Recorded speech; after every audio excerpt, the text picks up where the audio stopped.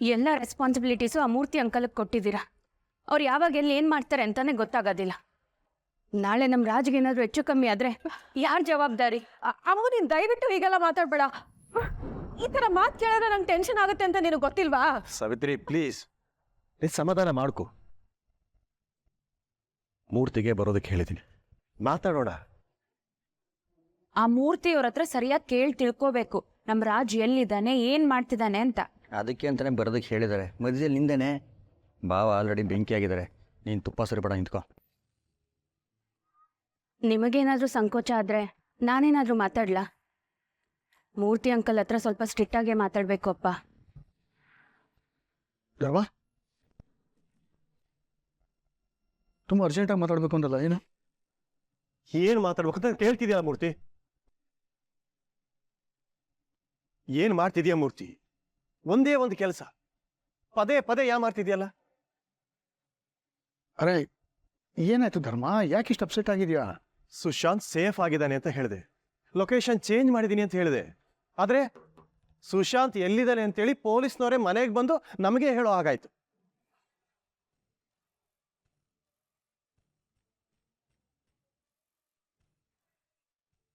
ಅವನು ಎಲ್ಲಿದ್ದಾನೆ ಅಂತೇಳಿ ಮನೆಯವ್ರದ್ದು ನಮಗೆ ಗೊತ್ತಿಲ್ಲ, ಪೊಲೀಸ್ನವ್ರಿಗೆ ಹೇಗೆ ಗೊತ್ತಾಯ್ತು?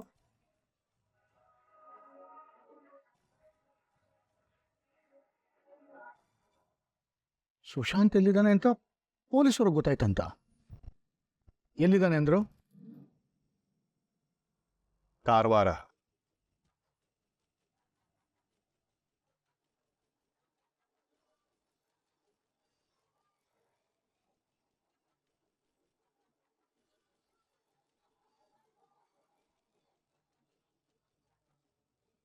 ಹೌದಾ?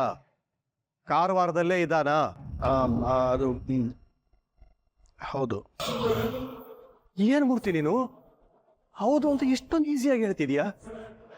ಕೇಸು ಮುಗಿಯೋ ಹಂತದಲ್ಲಿದೆ, ಸಾಕ್ಷಿಗಳು ಸಿಗ್ತಾ ಇಲ್ಲ ಅಂತೇಳಿ ಡಿಪಾರ್ಟ್ಮೆಂಟಲ್ಲಿ ನನಗೆ ಪರಿಚಯ ಇರೋರು ಇನ್ಫಾರ್ಮ್ ಮಾಡ್ತಾ ಇದ್ದಾರೆ. ಈ ಹಂತದಲ್ಲಿ ಏನಾದರೂ ಕಾರವಾರದಲ್ಲಿ ಸುಶಾಂತ್ ಇದ್ದಾನೆ ಅಂತೇಳಿ ಪೊಲೀಸ್ನವ್ರಿಗೆ ಗೊತ್ತಾದ್ರೆ ಅವ್ರೇನಾದ್ರು ಅವನನ್ನ ಅರೆಸ್ಟ್ ಮಾಡಿದ್ರೆ ಕೇಸ್ ಸ್ಟ್ರಾಂಗ್ ಆಗುತ್ತೆ ಅಲ್ವಾ? ಅದಕ್ಕೆ ನನ್ನ ಹತ್ರ ಬಂದು ಪೊಲೀಸ್ನವರು ಮಗನನ್ನ ಸರೆಂಡರ್ ಮಾಡಿಬಿಡಿ ಅಂತೇಳಿ ಪುಸಲಾಯಿಸ್ತಾ ಇದ್ದಾರೆ. ಅವನು ಕಾರವಾರದಲ್ಲಿದ್ದಾನೆ, ಅರೆಸ್ಟ್ ಮಾಡ್ಬೇಕಾಗತ್ತೆ ಅಂತ ಹೆದರಿಸ್ತಾ ಇದ್ದಾರೆ. ಏನ್ ಮಾಡೋದು ಹೇಳು? ಧರ್ಮ, ನಿಮ್ ಟೆನ್ಷನ್ ತಗೋಬೇಡ, ಅದೇನು ಮಾಡ್ಬೇಕು ನಾ ಮಾಡ್ತೀನಿ. ಮೂರ್ತಿ ಮೂರ್ತಿ ಅಲ್ಲ, ಅದೇನ್ ಮಾಡ್ತೀಯ ಅದನ್ನಾದ್ರೂ ಹೇಳು.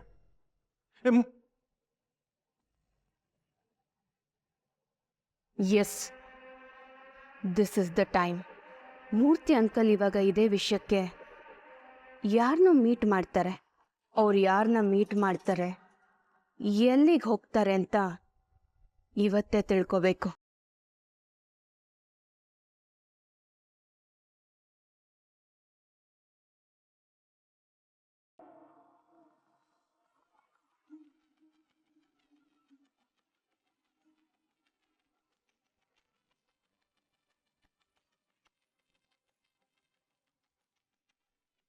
ಮಹೇಶ್ ಅವರೇ, ಹುಡುಗನ ಕರೀರಿ, ಟೈಮ್ ಆಗ್ತಾ ಇದೆ.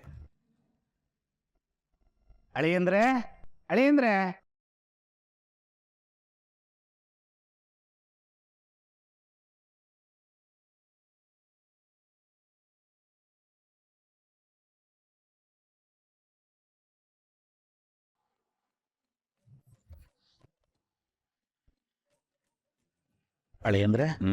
ಏನು ಸ್ವರ್ಗದಲ್ಲಿ ತಲೆ ಆಡ್ತಾ ಇದ್ದೀರಾ?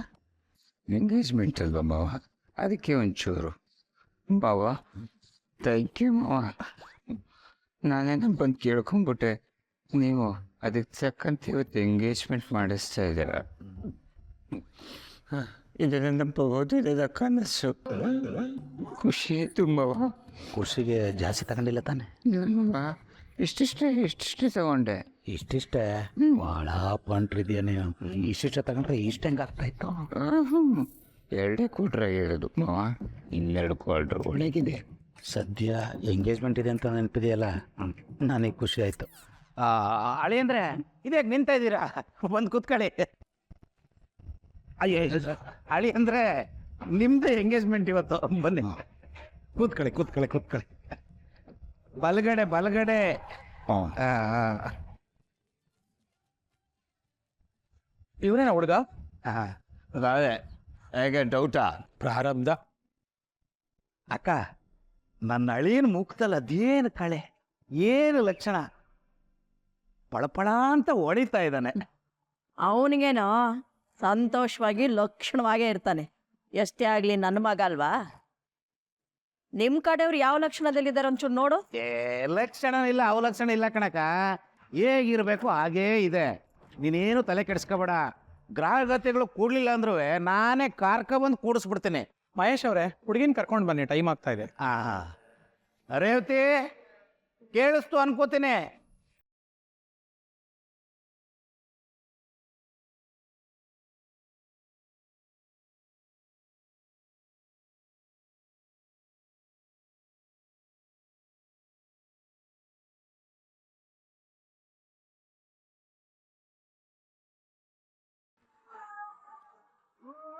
ಅಮ್ಮ, ಬಂದು ಹಸೆ ಮಣೆ ಮೇಲೆ ಕುತ್ಕೊಳ್ಳಿ.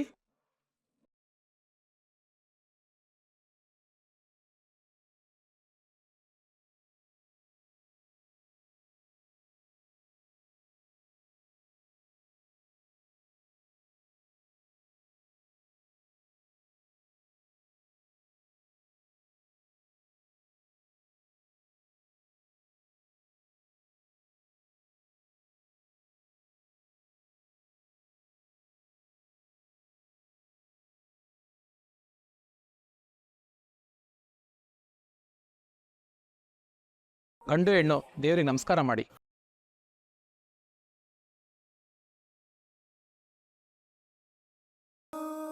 ತನ್ನೋ ಪ್ರಚೋದಯಾತ್. ಇಬ್ರು ತಂದೆ ತಾಯಿಗಳ ಆಶೀರ್ವಾದ ತಗೊಳ್ಳಿ.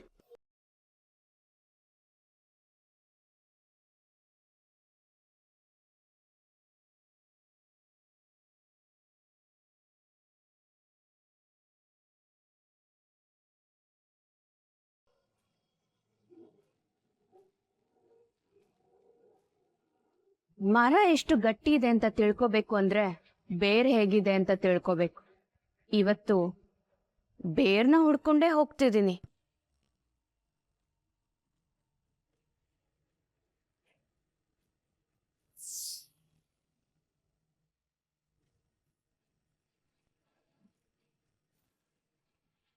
ಈ ಮೂರ್ತಿ ಇಷ್ಟೊಂದು ಯಾಕೆ ಸುತ್ತುತ್ತಿದ್ದಾರೆ? ಮನೆಯಿಂದ ಆಫೀಸು, ಆಫೀಸಿಂದ ಮನೆಗೆ ಓಡಾಡ್ತಾರೆ ಅನ್ಕೊಂಡಿದ್ದೆ. ಈ ಮನುಷ್ಯ ಒಂದ್ ಕಡೆ ಕೂರೋಂಗ್ ಕಾಣಿಸ್ತಿಲ್ಲ. ಇಷ್ಟೊಂದು ಸುತ್ತುತ್ತಿರೋದ್ ನೋಡ್ತಿದ್ರೆ ಯಾವ್ದೋ ಇಂಪಾರ್ಟೆಂಟ್ ಜಾಗಕ್ಕೆ ಹೋಗ್ತಿರ್ಬೇಕು. ಇವ್ರದ್ದೇನೋ ಡೀಲಿಂಗ್ ಇದೆ. ಇವತ್ ಕಂಡು ಹಿಡ್ದೇ ಹಿಡಿತೀನಿ.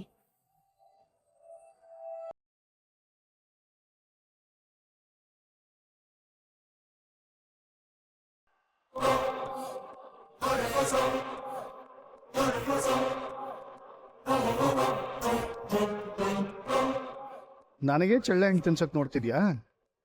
ಇರು, ಇವತ್ತು ಬೆಂಗಳೂರು ದರ್ಶನ ಮಾಡಿಸ್ತೀನಿ ನಿನಗೆ.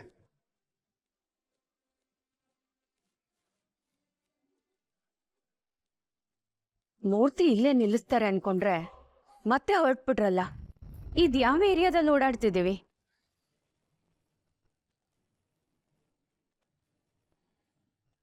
ಮೂರ್ತಿ ಇಂಥ ಜಾಗದಲ್ಲಿ ಏನ್ ಮಾಡ್ತಿದ್ದಾರೆ? ಹೊರಟು ಎಷ್ಟೊತ್ತಾಯ್ತು, ಇನ್ನು ಹೋಗ್ತಾನೆ ಇದಾರಲ್ಲ. ಯಾಕೋ ಬಂದ್ ಜಾಗಕ್ಕೆ ಬರ್ತಿದೀವಿ ಅನ್ನಿಸ್ತಿದೆ. ಎಲ್ಲಿಗೆ ಹೋಗ್ತಿದ್ದಾರೆ ಈ ಮನುಷ್ಯ?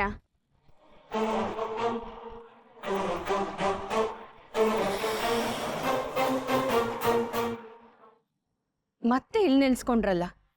ಡ್ರೈವ್ ಮಾಡಿ ಮಾಡಿ ಆಗಾಗ ಸುಸ್ತಾಗುತ್ತೆ ಅನ್ಸುತ್ತೆ. ಅದಕ್ಕೆ ರೆಸ್ಟ್ ತಗೊಂಡು ಡ್ರೈವ್ ಮಾಡ್ತಿರ್ಬೇಕು. ಆಗಲ್ಲ ಅಂದ್ರೆ ಇಷ್ಟು ವಯಸ್ಸಾದ್ಮೇಲೆ ಯಾಕೆ ಡ್ರೈವ್ ಮಾಡ್ಬೇಕು? ಶಿವ ರಾಮ ಅಂತ ಮನೇಲಿರ್ಬಾರ್ದಾ? ಕರ್ಮ. ಹೀಗಿದ್ರು ಸ್ಕೀಮ್ ಮಾಡದ್ ಬಿಡಲ್ಲ. ಎಲ್ಲೆಲ್ಲೋ ಸುತ್ಕೊಂಡು ನನ್ನ ಹಿಂದೆನೆ ಬರ್ತಿದ್ಯಾ? ಇವತ್ತು ಮ್ಯಾಪ್ ಹಾಕೊಳ್ದೆ ವಾಪಸ್ ಮನೆಗೂ ಹೋಗೋಕ್ಕಾಗಲ್ಲ ನಿನ್ನ ಕೈಲಿ. ಹಾಗೆ ದಾರಿ ತಪ್ಪಿಸ್ತೀನಿ.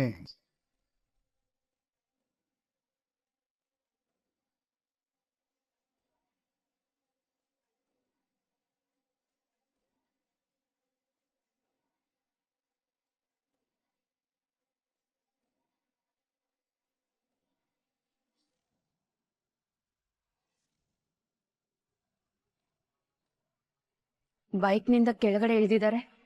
ನಾನು ಇಳಿಲ್ಲ. ಬೇಡ ಬೇಡ, ಮತ್ತೆ ಬೈಕ್ ಹತ್ತಿ ಹೊರಟ್ಬಿಟ್ರೆ ಸ್ವಲ್ಪ ಹೊತ್ತು ವೆಯ್ಟ್ ಮಾಡೋಣ. ಎಲ್ಲಿ ಹೋಗ್ತಾರೆ ಅಂತ ಇವತ್ತು ನೋಡ್ಲೇಬೇಕು. ಇಂಥ ಚಾನ್ಸ್ ಪದೇ ಪದೇ ಸಿಗಲ್ಲ. ಇಂಥ ಟೀ ಅಂಗಡಿಯಲ್ಲಿ ಏನ್ ಕೆಲಸ ಇವ್ರಿಗೆ? ಇನ್ನು ಎಷ್ಟೊತ್ತು ಮಾಡ್ತಾರೆ? ಅಥವಾ ಟೀ ಅಂಗಡಿಯಲ್ಲಿ ಯಾರನ್ನಾದ್ರೂ ಮೀಟ್ ಮಾಡಕ್ ಬಂದಿದ್ದಾರಾ? ನಾನು ಅವರಿಂದ ಹೋಗ್ಲಾ? ಬೇಡ ಬೇಡ. ಕಾರಿಂದ ಕೆಳಗಡೆ ಇಳಿದ್ರೆ, ಅದು ಇಂಥ ಏರಿಯಾದಲ್ಲಿ ನನ್ನಂತವ್ರು ಇಳಿದ್ರೆ ತಕ್ಷಣ 4 ಜನ ನೋಡ್ತಾರೆ. ಮೂರ್ತಿ ಕಣ್ಣಿಗೂ ಬೀಳ್ತೀನಿ. ಏನಾದ್ರೂ ಆಗ್ಲಿ, ಇಲ್ಲೇ ಕುತ್ಕೊಂಡು ಕಾಯ್ತೇನೆ.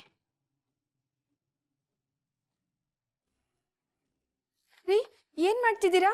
ನೋಡೆ, ನಮ್ಮ ಸಂಪ್ರದಾಯದ ಪ್ರಕಾರ ಅಪ್ಪ ಅಮ್ಮ ಇಬ್ರು ಬದುಕಿದ್ದಾಗ ಮಕ್ಕಳು ಅನ್ನಿಸ್ಕೊಂಡವರು ಇಬ್ಬರು ಕಾಲ್ಗೂ ಬಿದ್ದು ಆಶೀರ್ವಾದ ತಗೋಬೇಕು.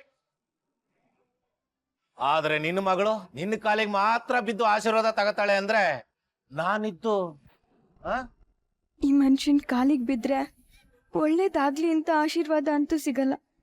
ಆದ್ರೆ ಲೈಫಲ್ಲಿ ಏನೇನೋ ಆಗೋಯ್ತು. ಇದು ಒಂದಾಗಿ ಬಿಡ್ಲಿ. ನಂದೇನೇ ಪಾಪ ಕರ್ಮ ಇದ್ರು ಅದು ಈ ಮದ್ವೆ ಆಗೋದ್ರೊಳಗಡೆ ತೀರೋ ಹೋಗ್ಬಿಡ್ಲಿ. ಕನಿಷ್ಠ ಅದರಿಂದಾದ್ರೂ ನಾನು ಈ ಮದ್ವೆಯಿಂದ ಆಚೆ ಬರೋ ಹಾಗಾಗ್ಲಿ.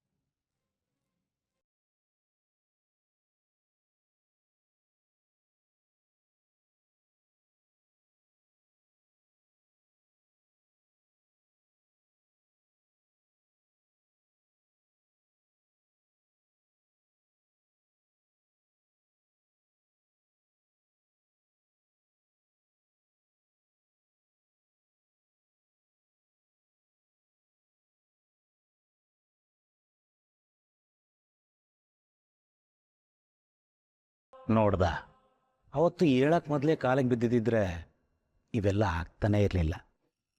ಇವತ್ತು ಕಾಲಿಗೆ ಬಿದ್ದಿದೀಯಾ, ಆದರೆ ಆಶೀರ್ವಾದನೇ ಸಿಗಲ್ಲ.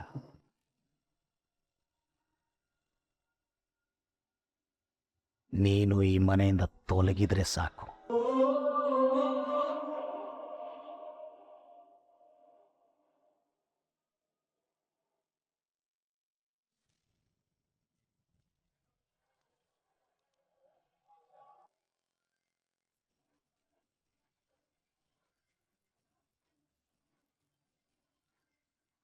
ಮೂರ್ತಿ ಅಂಕಲ್ ಇವಾಗ ಯಾಕೆ ಕಾಲ್ ಮಾಡ್ತಿದ್ದಾರೆ? ಹೇಳಿ ಅಂಕಲ್. ನೀ ಬರಲ್ವಾ ಟೀ ಕುಡಿಯೋಕೆ?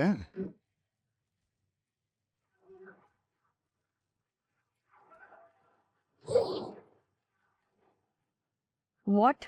ಅಲ್ಲ, ಕಾರ್ ಅಷ್ಟು ದೂರದಲ್ಲಿ ನಿಲ್ಸ್ಕೊಂಡಿದ್ಯಲ್ಲ, ಇಲ್ಲಿ ಟೀ ತುಂಬ ಚೆನ್ನಾಗಿ ಮಾಡ್ತಾರೆ. ನೀನು ಮಾಮೂಲಿ ಹೋಟ್ಲಲ್ಲೆಲ್ಲ ಕುಡಿಯಲ್ಲ, ಆದರೆ ಇಲ್ಲಿ ರುಚಿಯಾಗಿರುತ್ತಪ್ಪ. ಆರ್ಡರ್ ಮಾಡ್ತೀನಿ ಬಾ.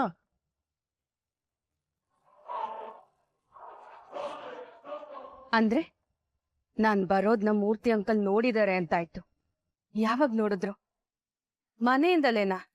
ನೋ. ಅಥವಾ ಕೂತಿರುವಾಗ ನೋಡಿದ್ರಾ? ಬೇಕು ಅಂತಂದ್ರೆ ಟೀ ಸ್ಟಾಲ್ಗೆ ಬಂದ್ರಾ? ಎನಿವೆ, ಮ್ಯಾನೇಜ್ ಇಟ್ ಅಮ್ಲಾ, ಜಸ್ಟ್ ಮ್ಯಾನೇಜ್ ಇಟ್.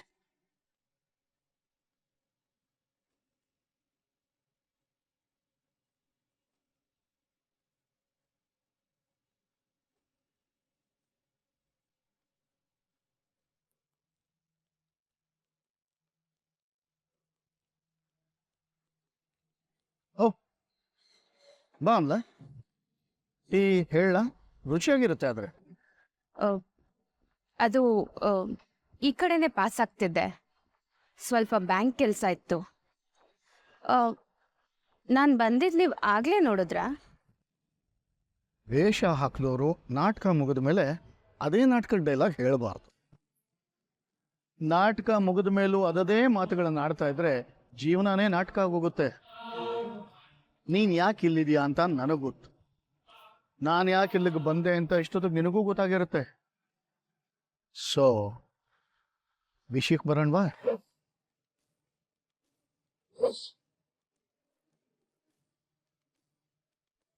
ಸುಶಾಂತ್ ಕಾರವಾರದಲ್ಲಿದ್ದಾನೆ ಅಂತ ಪೊಲೀಸ್ ಅವರಿಗೆ ಯಾರು ಇನ್ಫಾರ್ಮ್ ಮಾಡಿದ್ರು? ನೀನಾ? ಏನ್ ಅಂಕಲ್ ಇದು?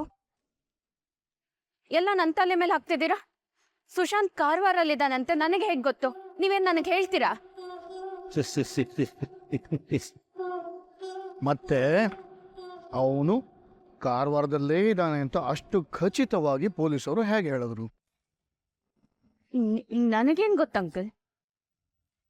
ಪೊಲೀಸ್ ಅವ್ರಿಗೆ ಸುಶಾಂತ್ ಕಾರವಾರದಲ್ಲಿದ್ದಾನೆ ಅಂತ ಗೊತ್ತಾಗಿರ್ಬೇಕು. ಹೇಗೆ ಗೊತ್ತಾಗುತ್ತೆ ಅಮ್ಲ? ಕಾರವಾರ ಅಂತ ಪೊಲೀಸವ್ರಿಗೆ ಯಾರು ಹೇಳಿರ್ಲೇಬೇಕಲ್ಲ. ಯಾರು ಹೇಳಿದೆ ಹೇಗೆ ಗೊತ್ತಾಗತ್ತೆ? ನಾನ್ ಹೇಗೆ ಇನ್ಫಾರ್ಮ್ ಮಾಡ್ಲಿ? ನನಗ್ ವಿಷಯನೇ ಗೊತ್ತಿಲ್ಲ. ಎಲ್ಲೇನೇ ನಡೆದ್ರು ನಾನೇ ಕಾರಣನ? ಅಷ್ಟೊಂದು ಗಾಬರಿ ಆಗ್ಬೇಡ. ಈ ಸರ್ತಿ ಪೊಲೀಸ್ ಅವರಿಗೆ ಸುಶಾಂತ ಎಲ್ಲಿದ್ದಾನೆ ಅಂತ ನೀನು ಹೇಳಿಲ್ಲ ಅಂತ ನನಗೆ ಗೊತ್ತು. ಯಾಕೆ ಅಂದ್ರೆ ಸುಶಾಂತ ಕಾರವಾರದಲ್ಲಿದ್ದಾನೆ ಅಂತ ಪೊಲೀಸ್ ಅವ್ರಿಗೆ ಹೇಳಿದ್ದೆ ನಾನು.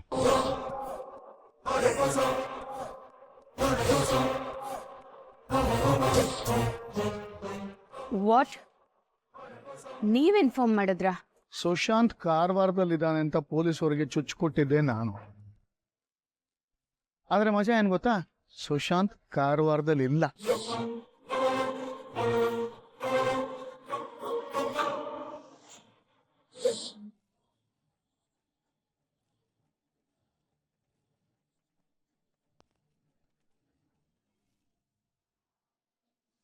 ಹಸೆ ಮನೆ ಮೇಲೆ ಕುತ್ಕೊಳ್ಳಿ ಅಮ್ಮ.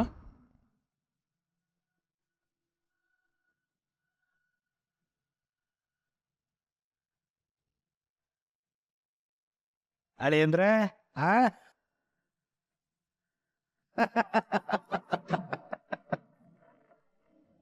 ಎಂತೆಲ್ಲ ತಕ್ಕ ಇದು. ಮದುವೆ ಗಂಡು ನೆಲದ ಮೇಲೆ ನಡ್ಕೊಂಡು ಬರ್ತಾನೆ ಅಂದ್ರೆ ಗಾಳಿಯಲ್ಲಿ ತೇಲ್ಕೊಂಡೇ ಬಂದಿದ್ದಾನೆ. ಇವನನ್ನು ನಮ್ಮ ಆರ್ದನಿಗೆ ಕೊಟ್ಟು ಮದುವೆ ಮಾಡುದಾ? ಇವರಿಗೆಲ್ಲ ಮಂಡೆ ಸರಿ ಉಂಟಾ? ಮಯಸ ನೋಡು, ಮದುವೆ ಆದ್ಮ್ಯಾಕೆ ಈ ಕೆಲ್ಸಕ್ಕೆ ಹೋಗೋದು, ಹೊರಗಡೆ ಸುತ್ತಾಡೋದು ಇವೆಲ್ಲ ನಂಗೆ ಇಷ್ಟ ಆಗಕ್ಕಿಲ್ಲ. ಮೊದಲೇ ನೀನು ಹೆಂಡತಿ ಮಗಳಿಗೆ ಹೇಳ್ಬಿಡು. ಇಲ್ಲ ಬಿಡಕ್ಕ, ಅವಳು ಎಷ್ಟೇ ಆಗಲಿ ನಿನ್ನ ಸೊಸೆ ಆಗೋಳು. ನೀನು ಹೆಂಗೆ ಹೇಳಿದ್ರೆ ಹಂಗೆ. ನೀನು ಲಕ್ಷ ಲಕ್ಷ ಸಂಪಾದನೆ ಮಾಡೋಳು, ಅವಳು ಚಿಲ್ಲರೆ ಕಾಸು ಕೆಲ್ಸಕ್ಕೆ ಹೋಗ್ತಾಳ. ಅಕ್ಕ ನೆನ್ನೆ ಕೆಲಸ ಬಿಟ್ಟವಳೆ. ಹೂ ಅಕ್ಷತೆ ತಗೊಳ್ಳಿ, ಮನೆ ದೇವ್ರನ್ನ ಪ್ರಾರ್ಥನೆ ಮಾಡಿ. ಕಣ್ಮುಚ್ಕೊಂಡು ಮನೆ ದೇವ್ರನ್ನ ಪ್ರಾರ್ಥನೆ ಮಾಡ್ಕೊಳ್ಳಿ. ಗಣ್ಬಿಸಿದ್ರೆ ನಿದ್ದೆ ಬಂದ್ಬಿಡುತ್ತೆ. ಸರ್ವಮಂಗಳ ಮಾಂಗಲ್ಯಂ ಶಿವೆ ಸರ್ವಾರ್ಥ ಸಾಧಕೆ ಶರಣ್ಯೇ ತ್ರಂಬಕೆ ದೇವಿ ನಾರಾಯಣಿ ನಮೋಸ್ತುತೆ.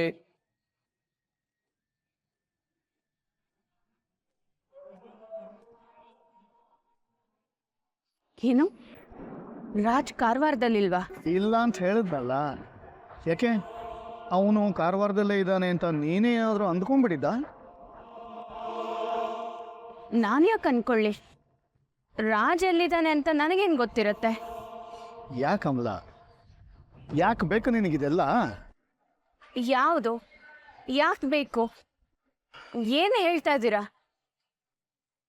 ನನ್ನ ಎಂಕ್ವೈರಿ ಮಾಡೋದಕ್ಕೆ ಇಲ್ಲಿ ಕರ್ಸಿದ್ರಾ? ಚಿಕ್ಕ ವಯಸ್ಸಿಂದಲೂ ನಿನಗೆ ಸುಶಾಂತನ್ ಕಂಡ್ರೆ ಆಗ್ತಿರ್ಲಿಲ್ಲ. ಯಾಕೆ? ನಿಮ್ಮಪ್ಪ ನಿನಗಿಂತ ಅವನಿಗೆ ಜಾಸ್ತಿ ಪ್ರಿಫರೆನ್ಸ್ ಕೊಟ್ಟರು ಅಂತನಾ? ಹಾಗೇನಿಲ್ಲ, ನಿನಗೂ ಅಷ್ಟೇ ಪ್ರಿಫರೆನ್ಸ್ ಕೊಟ್ಟಿದ್ದಾರೆ, ಅಷ್ಟೇ ಪ್ರೀತಿಯಿಂದ ನೋಡ್ಕೋತಾ ಇದ್ದಾರಲ್ಲ. ಮಕ್ಕಳು ಅಂದಮೇಲೆ ಅಪ್ಪ ಅಮ್ಮಂಗೆ ಈಕ್ವಲ್ ಆಗಿ ಪ್ರೀತಿ ಇರುತ್ತೆ. ಆದರೆ ಅವರು ಮೊದಲೇ ನಿರ್ಧಾರ ಮಾಡಿರ್ತಾರೆ, ಇವನು ಹೀಗಾಗ್ತಾನೆ, ಇವಳು ಹೀಗಾಗ್ತಾಳೆ ಅಂತ. ನಿನ್ನ ಸ್ಥಾನ ನಿನಗಿದ್ದೇ ಇರುತ್ತೆ. ಅಕ್ಕ ಆಗಿ ನೀನು ಆ ಜವಾಬ್ದಾರಿನ ವಹಿಸ್ಕೋಬೋದಿತ್ತು. ಅದನ್ನೆಲ್ಲ ಇವಾಗ ಯಾಕೆ ಹೇಳ್ತಿದ್ದೀರಾ? ಯಾಕೆ ಹೇಳ್ತಿದ್ದೀನಿ ಅಂದರೆ, ಇಷ್ಟು ಚಿಕ್ಕ ವಿಷಯಕ್ಕೆ ನೀನು ಸುಶಾಂತ್ನ ದ್ವೇಷಿಸ್ತಾ ಇದೀಯ. ಇಲ್ಲ, ಅವನ್ದು ಏನಾದ್ರು ತಪ್ಪಿದ್ಯಾ ಇದ್ರೆ ಹೇಳು, ತೋರಿಸು ನೋಡೋಣ. ಪಾಪ, ಅವನು ಅಕ್ಕ ಅಂದರೆ ಪ್ರಾಣನೇ ಕೊಡ್ತಾನೆ. ಆದರೆ ನೀನು ತಮ್ಮನಿಗೋಸ್ಕರ ಪ್ರಾಣ ಕೊಡ್ತೀಯ? What nonsense! ನನ್ನ ತಮ್ಮ ಮಧ್ಯೆ 1000 ಇರುತ್ತೆ. ಅದರ ಮಧ್ಯೆ ಮೂರನೇ ಅವ್ರದ್ದು ಏನು ಕೆಲಸ? ಹೌದು,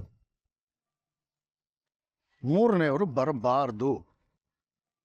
ನಿನ್ನ ಮತ್ತೆ ನಿನ್ನ ತಮ್ಮನ ಮಧ್ಯೆ ಇರೋದು ಅತಿರೇಕಕ್ಕೆ ಹೋದಾಗ ಮೂರನೆಯವರು ಪ್ರವೇಶ ಮಾಡಬೇಕಾಗತ್ತೆ.